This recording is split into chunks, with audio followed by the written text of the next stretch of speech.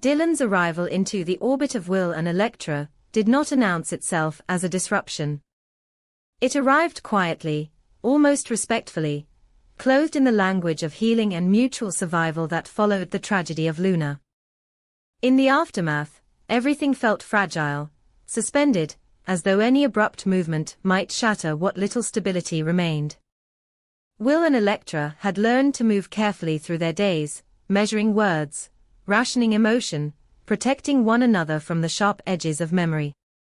Dylan entered this space not as an intruder, but as someone who seemed to understand the rules of grief instinctively, someone whose own pain mirrored theirs closely enough to feel safe. That similarity was the first danger, though none of them recognized it at the time. At first, Dylan's presence felt almost necessary.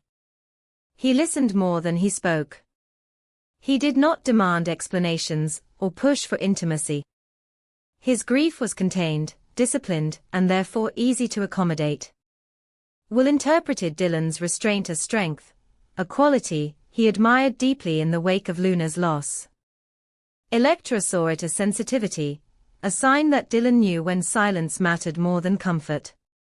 They invited him into their routines without realizing they were doing so, small gestures accumulating into habit. Coffee shared in the morning. Long walks that began as distraction and ended as ritual. Conversations that drifted from Luna to everything except Luna, circling the wound without touching it directly. The invitation to stay overnight happened without ceremony. A storm, a missed train, a casual suggestion offered with genuine concern. In another context, it would have meant nothing. In this one, it altered the emotional geometry of the house. Dylan slept in the guest room, his presence unobtrusive, almost invisible, yet the knowledge that he was there changed the way the space felt. The walls absorbed new tension, the air grew heavier, charged with unspoken awareness. Will told himself it was compassion. Electra told herself it was kindness. Neither of them questioned how quickly the arrangement felt permanent. What none of them anticipated was how easily sympathy could transform when left unchecked. Dylan's vulnerability, initially something they responded to instinctively, began to shape the dynamics between them. He did not ask for reassurance, yet his silence seemed to require it. He did not seek validation, yet his withdrawal made Will feel responsible for drawing him back out. Electra noticed the shift first, though she struggled to articulate it even to herself. Dylan's dependence did not announce itself as need. It expressed itself as gratitude so intense it bordered on reverence, as attentiveness that felt less like care and more like anchoring. Gratitude, when allowed to grow without boundary, can become possessive. Dylan spoke often of how Will and Electra had saved him during a period when he felt untethered. The words were sincere, but their repetition slowly recast the relationship. Where once they were companions in grief, they began to occupy roles Dylan did not openly name, but quietly relied upon. Will became stability. Electra became emotional refuge. Dylan's sense of self, already destabilized by loss, began to orient itself around their presence. The house was no longer a place he visited. It was a place that defined him. Will, preoccupied with his own unresolved guilt over Luna, did not recognize the warning signs. He believed that offering consistency was the least he could do, that denying support would be a form of cruelty. Yet beneath his generosity lay an unexamined fear. If he allowed Dylan to drift away, it would confirm his own failure to protect the people he cared about. Keeping Dylan close felt like redemption, a way to rewrite an ending that still haunted him. In doing so, he blurred the line between responsibility and control without realizing it. Electra's conflict was quieter, but no less intense. She felt herself pulled into a role she had not chosen, expected to soothe, reassure, and anticipate Dylan's emotional fluctuations. At first, she interpreted this as empathy, an extension of her own healing. Over time, however, it began to feel like obligation. Dylan's moods seemed increasingly tied to her availability, his sense of calm contingent upon her presence. When she withdrew, even briefly, she sensed a shift in him, a subtle tightening, a withdrawal that carried an undercurrent of accusation. It was not overt, which made it harder to challenge. It lived in tone, in timing, in the silence that followed her absence. What made the situation most dangerous was Dylan's careful presentation of himself as merely wounded. He never demanded, never accused, never raised his voice. His distress was internalized, expressed through fragility rather than aggression. This made it easy to overlook the imbalance forming beneath the surface. Yet beneath that carefully managed exterior, Dylan was hiding something. Not a single secret, but a pattern of omission. He spoke of his pain freely but selectively, offering fragments of his past that invited sympathy while withholding details that might complicate the narrative. His grief over Luna was real, but it was not the whole story. There were moments when his reactions felt disproportionate, when his fear of abandonment seemed rooted in something older, something unresolved. As weeks passed, the emotional triangulation became impossible to ignore. Will noticed himself growing defensive when Electra suggested boundaries. Electra noticed herself resenting Will's protectiveness toward Dylan, not because it was wrong, but because it eclipsed her own needs. Dylan, positioned at the center of this tension, appeared increasingly calm, as though the stability he sought had finally been secured. The paradox was cruel. The more dependent he became, the less he appeared to suffer. The more Will and Electra adjusted themselves around him, the more unbalanced they felt. The house, once a shared refuge, became a pressure chamber. Small disagreements took on exaggerated weight. A missed conversation felt like betrayal. A private moment between Will and Electra felt like exclusion to Dylan, even when unintentional. Dylan's gratitude began to carry expectation, his appreciation subtly reinforcing the idea that their presence was not just helpful, but necessary. He spoke of the future in ways that assumed continuity, permanence, belonging. He did not ask whether he could stay. He behaved as though the question had already been answered. Electra's unease sharpened into clarity the night she realized she was censoring herself to preserve Dylan's emotional equilibrium. She avoided topics that might remind him of loss, postponed decisions that might signal change, and measured her tone to prevent withdrawal. In doing so, she recognized the pattern too late. Compassion had turned into containment. Care had become surveillance. Dylan's pain, once something she wanted to ease, now dictated the rhythm of her own life. Will, confronted with Electra's growing discomfort, struggled to reconcile it with his perception of Dylan. He saw gratitude where she saw dependency, saw vulnerability where she saw manipulation. The disagreement exposed fractures in their own relationship, reopening questions about boundaries, loyalty, and responsibility that neither of them was prepared to confront so soon after Luna's death. Dylan did not need to insert himself into these conflicts. His presence alone amplified them. The truth Dylan was hiding did not emerge all at once. It revealed itself through inconsistency, through emotional reactions that did not align with the narrative he had presented. There were references to past relationships that contradicted his claims of isolation, hints of behavior that suggested control rather than passivity. When pressed gently, he deflected with self-deprecation, reframing concern as misunderstanding. The more Will and Electra attempted to clarify, the more Dylan retreated into wounded silence, reinforcing the dynamic that had allowed the imbalance to grow in the first place. By the time they recognized the situation as dangerous, it had already solidified. The three of them were no longer navigating grief together. They were orbiting it, each pulled by different gravitational forces.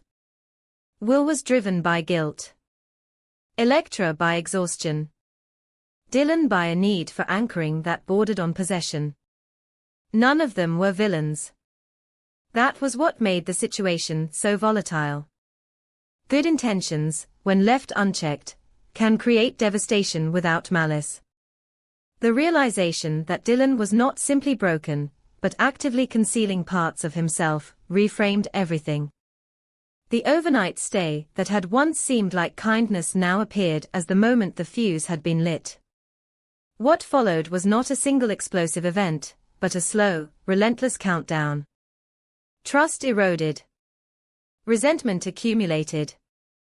Fear of confrontation grew alongside fear of abandonment.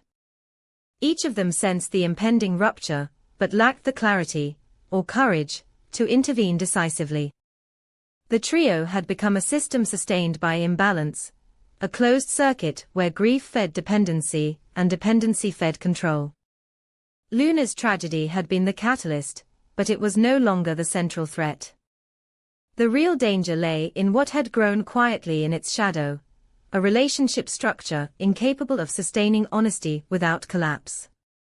Dylan's hidden truths, whatever their full extent, had already altered the emotional terrain irrevocably.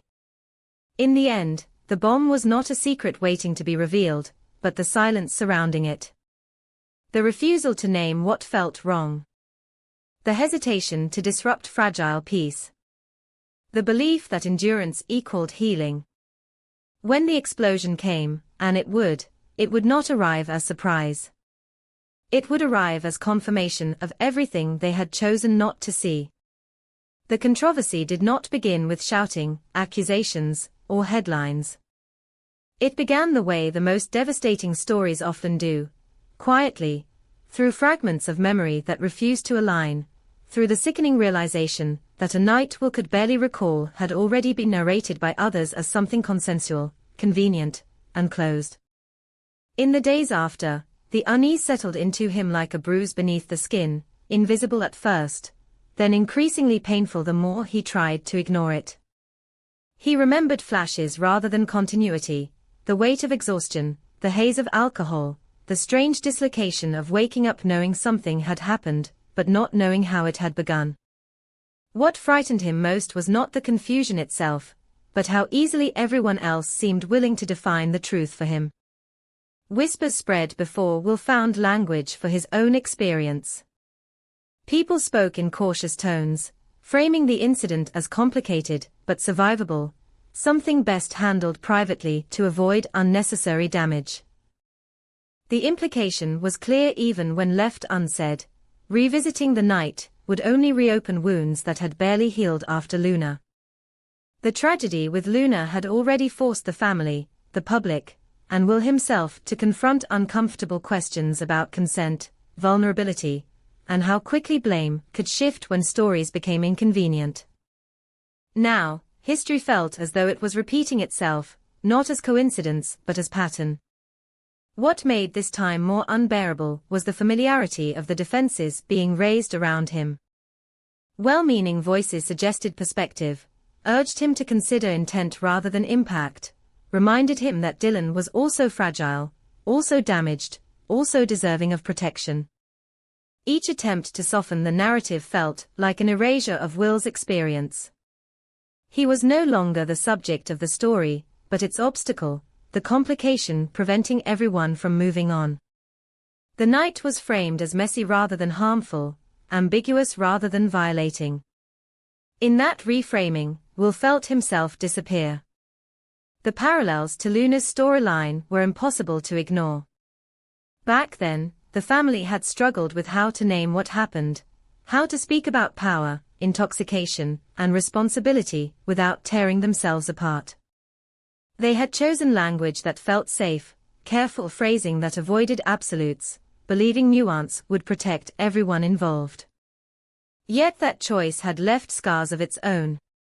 It had taught Will that truth could be diluted into palatability, that pain could be managed through silence rather than addressed through clarity.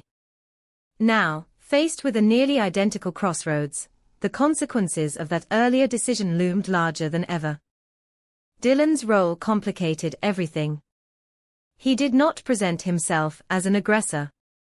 He did not deny that Will had been intoxicated, nor did he openly claim innocence in absolute terms.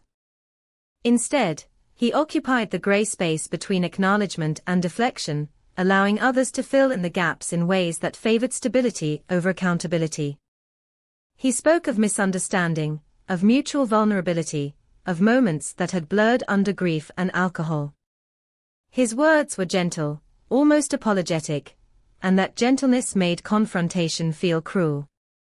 It was easier for those around them to believe in ambiguity than to confront the possibility of exploitation. For Will, the internal conflict was relentless.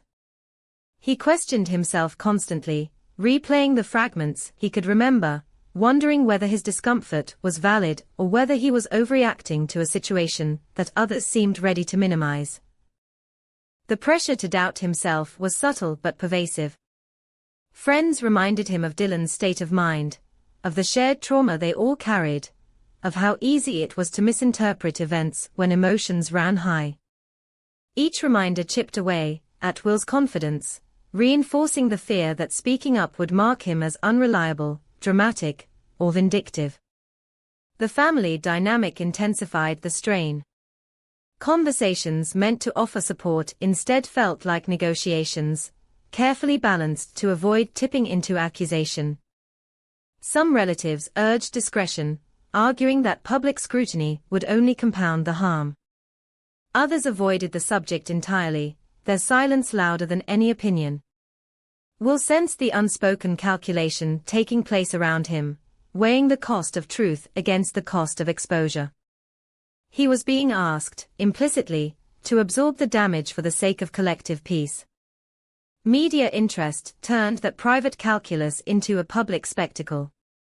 Rumors leaked, then multiplied, shaped by incomplete information and biased framing.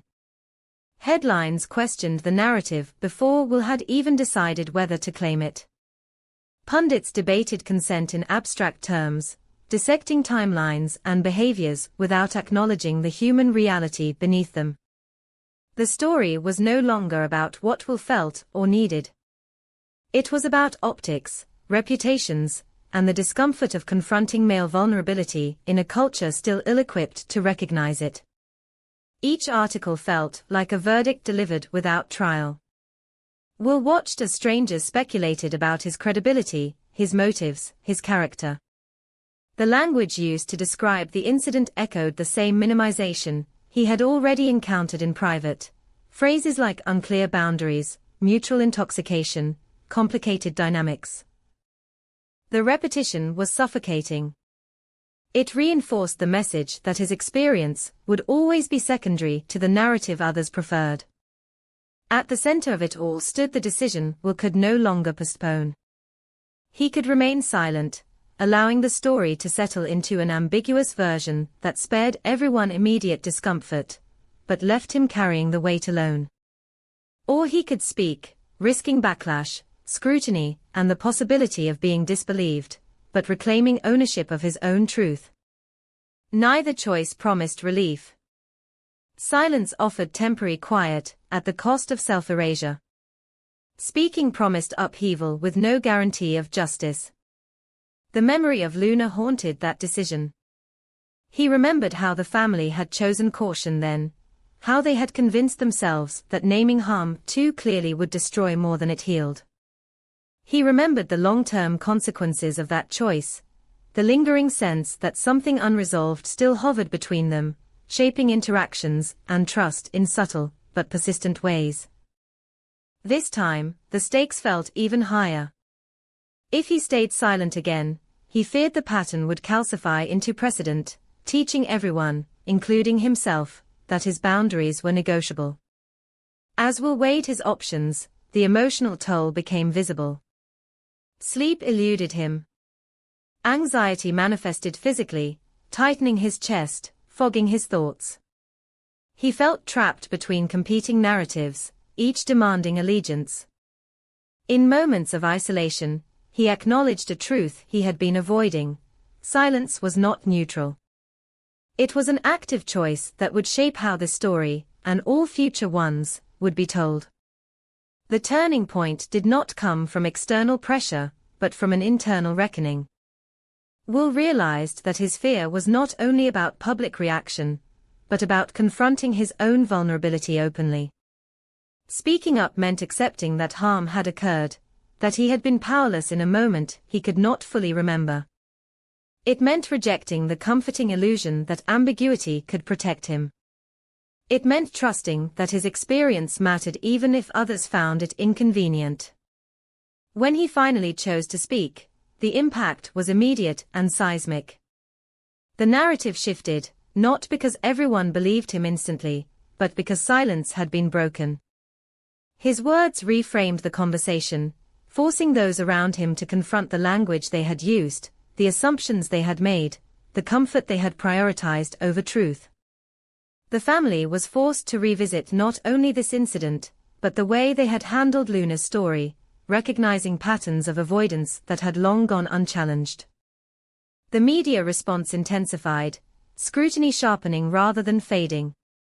Yet within that storm, something unexpected emerged: resonance. Other voices surfaced, echoing similar experiences, challenging the notion that male vulnerability was rare or suspect. The story became larger than Will, exposing systemic discomfort with acknowledging exploitation when it disrupted familiar power dynamics. That visibility did not erase the pain, but it gave it context, transforming isolation into something closer to solidarity. The aftermath was not neat or redemptive. Relationships fractured. Some people doubled down on denial, others retreated in shame. Dylan's role remained contested, his intentions debated endlessly without definitive resolution. There were no simple villains, no clean conclusions. What remained was a reckoning, slow, painful, and necessary. Will emerged changed, not healed but clearer. By choosing to speak, he reclaimed agency over his narrative, even as he accepted the cost. The controversy would linger, shaping perceptions and conversations long after the headlines faded. Yet for the first time since that night, Will felt aligned with himself. He had named his truth, not because it guaranteed justice, but because silence had already proven too heavy to bear. This storyline cut deep, because it refused comfort. It forced characters and audience alike to confront how easily harm could be reframed, how often peace was prioritized over accountability, and how devastating the cost of that choice could be. It lingered because it asked questions without offering easy answers, demanding patience, empathy, and courage from everyone involved. And in that unresolved tension lay its power, a reminder that sometimes the most dramatic act is not survival, but the decision to speak when silence feels safer.